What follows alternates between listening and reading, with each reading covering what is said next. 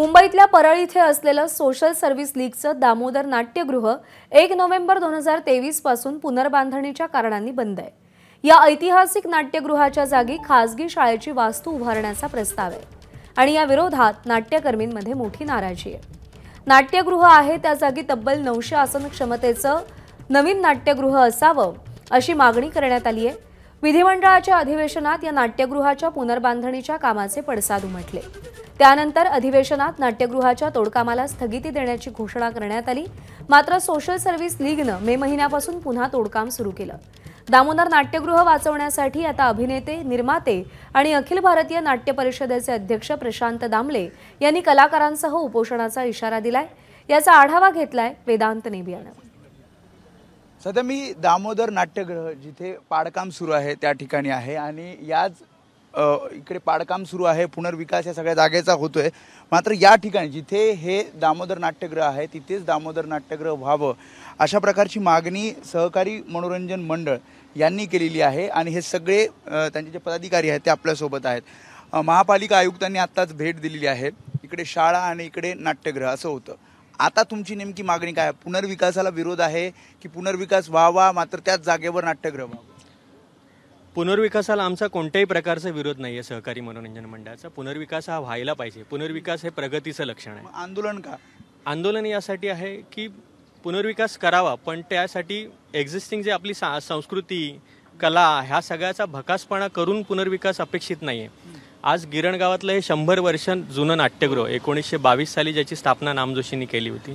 100 वर्ष गिरणगावातल्या नाट्यकलेला, हौशी नाट्यकर्मींना रंगमंच मिळत होता, ज्याच्यामध्ये आपलं नमन असेल, मेळे असतील, दशावतार असतील, शक्तितुरे असतील। या सगळ्यासाठी हे गिरणगावातलं मुंबईतलं एकमेव नाट्यगृह होतं। आज गिरण्या गेल्या, गिरणगावातले कामगार गेले, पण ह्या ज्या काही अस्तित्वाच्या खुणा आहेत या तरी किमान आपण पुसायला नाही पाहिजेत। आत्ता जे यांचा प्रस्तावित पुनर्विकास यांनी केला तर नाट्यगृहाच्या जागी शाळेचा प्रस्ताव आणला होता आणि शाळेच्या जागी नाट्यगृह। आता पहिलं हे नाट्यगृह पाडून शाळा बांधली जाणार, ती CBSE माध्यमाची, इंग्रजी माध्यमाची शाळा व्हायला हवी, त्यात आपली मुलं शिकायला हवी, याच्यामध्ये काय वाद नाही। पण ते करत असताना मराठी नाटक, मराठी संस्कृती याकडे आपण दुर्लक्ष करतोय का? आज ही शाळा बांधायला 6, 7, 8 वर्ष लागतील। त्याच्यानंतर नाट्यगृह प्रस्तावित झालंच तर ते त्या ठिकाणी होईल। तेही त्यांनी अवघं 350, 400, 500 सीटचं प्रस्तावित केलं आहे। मुळात त्या 500 सीटच्या नाट्यगृहामध्ये नाटक जगेल का?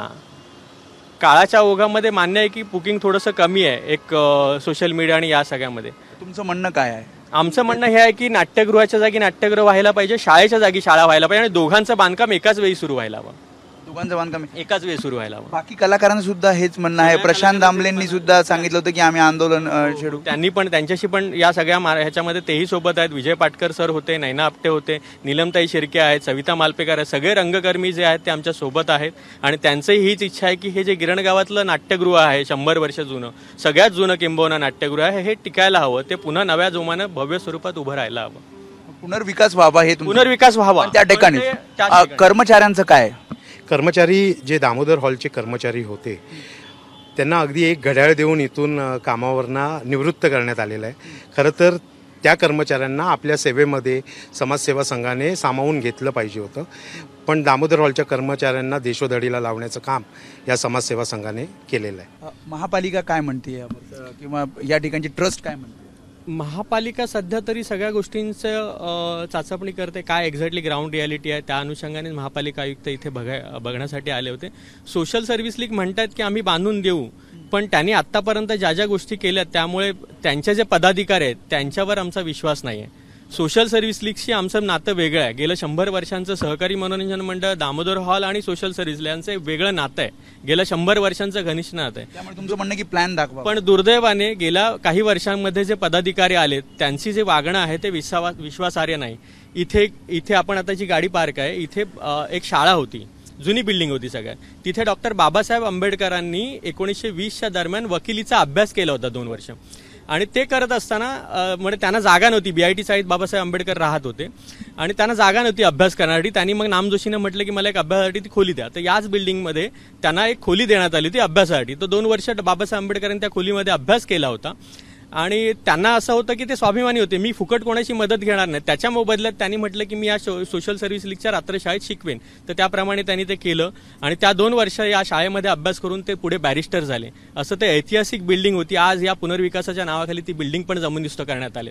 म्हणजे जर ए वॉर्ड महापालिकेचा पूर्ण हेरिटेजच्या नावाखाली ब्रिटिशांनी बांधलेल्या बिल्डिंग्स आपण जपू शकतो. इंडो कॅथलिक महाराष्ट्र शासन जर इंग्लंडमध्ये बाबासाहेब आंबेडकरांचा पुतळा म्हणजे बंगला हे करण्यासाठी जर काही कोटी खर्च करू शकतं, तर ही जिवंत स्मारक आहेत. बाबासाहेब आंबेडकरांनी ज्या खोलीमध्ये 2 वर्ष अभ्यास केला आणि वकील झाले, ज्याच्या जोरावर त्यांनी राज्यघटना लिहिली, ती बिल्डिंग आपण जमीनदोस्त करतो. म्हणजे आपल्याकडे काहीच त्याची एक लाच सुद्धा नाही की बाबा काय करतोय आपण विकासाच्या नावाखाली. तर आम्हाला अशा या गोष्टींसाठी आमचा विरोध आहे. तुमचं आंदोलन सुरू राहणार नक्कीच, पुढे पण नक्कीच, जोपर्यंत आमच्या मागण्या मान्य होत नाहीत.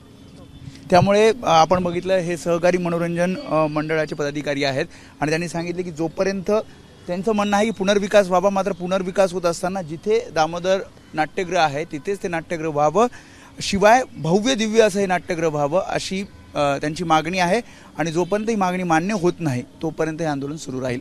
कॅमेरामॅन सचिन शिंदे समेत वेदांतने, एबीपी माझा, मुंबई. एबीपी माझा, उघडा डोळे बघा नीट.